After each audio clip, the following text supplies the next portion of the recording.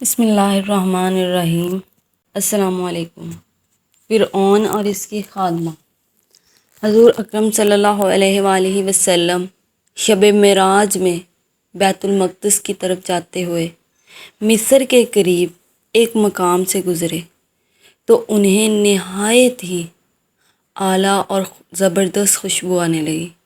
آپ صلی اللہ علیہ وآلہ وسلم نے حضرت جبرائیل علیہ السلام سے پوچھا کہ یہ خوشبو کیسی ہے؟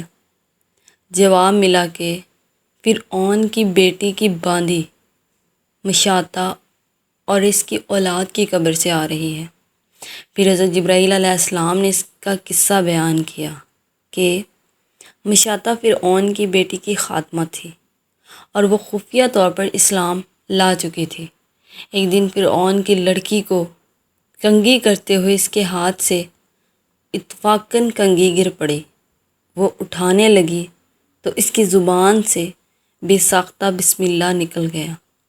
اس پر شہزادی نے کہا کہ تو نے آج عجیب کلمہ بولا، رب تو میرے باپ فرعون ہی ہیں، تو پھر تم نے یہ کس کا نام لیا ہے؟ اس نے جواب دیا، فرعون رب نہیں ہے، بلکہ رب وہ اللہ ہے جو مجھے اور تجھے اور خود فرعون کو روزی دیتا ہے۔ شہزادی نے کہا، اچھا تو میرے باپ کے سوا کسی اور کو اپنا رب مانتی ہے؟ اس نے جواب دیا، ہاں ہاں، میرا، تیرا اور تیرے باپ کا، سب کا رب اللہ تعالیٰ ہی ہے۔ شہزادی نے اپنے باپ سے کہلوایا۔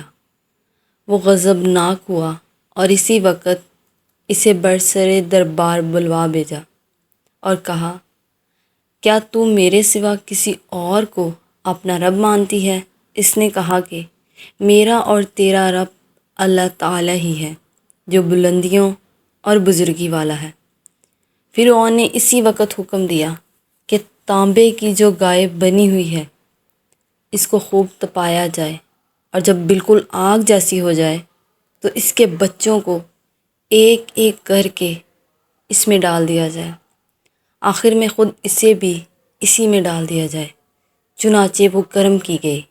جب آگ جیسی ہو گئی تو حکم دیا کہ اس کے بچوں کو ایک ایک کر کے اس میں ڈالنا شروع کرو۔ اس نے کہا، بادشاہ ایک درخواست میری منظور کرو، وہ یہ کہ میری اور میرے ان بچوں کی ہڈیاں ایک ہی جگہ ڈال دینا۔ اس نے کہا، اچھا، تیرے کچھ حقوق میرے ذمہ ہیں، اس لیے یہ منظور ہے۔ اس کی دونوں بچیاں اس کی آنکھوں کے سامنے اس میں ڈال دی گئیں اور وہ فوراً جل کر راکھ ہو گئے۔ پھر سب سے چھوٹے کی باری آئی جو ماں کی چھاتی سے لگا ہوا دودھ پی رہا تھا۔ فرعون کے سپاہیوں نے اسے گھسیٹا تو اس نیک بندی کی آنکھوں تلے اندھیرا چھا گیا۔ اللہ تعالیٰ نے اس بچے کو اسی وقت زبان دے دی اور اس نے بآواز بلند کہا، اماں جان افسوس نہ کر، اماں جان ذرا بھی پس و پیش نہ کرو، حق پر جان دینا ہی سب سے بڑی نیکی ہے۔ چنانچہ انہیں صبر آ گیا۔ اس بچے کو بھی آگ میں ڈال دیا گیا اور آخر میں ان کی ماں کو بھی اسی آگ میں جلا کر مار دیا۔ یہ خوشبو کی مہکیں اسی کے جنتی محل سے آ رہی ہیں۔ سبحان اللہ۔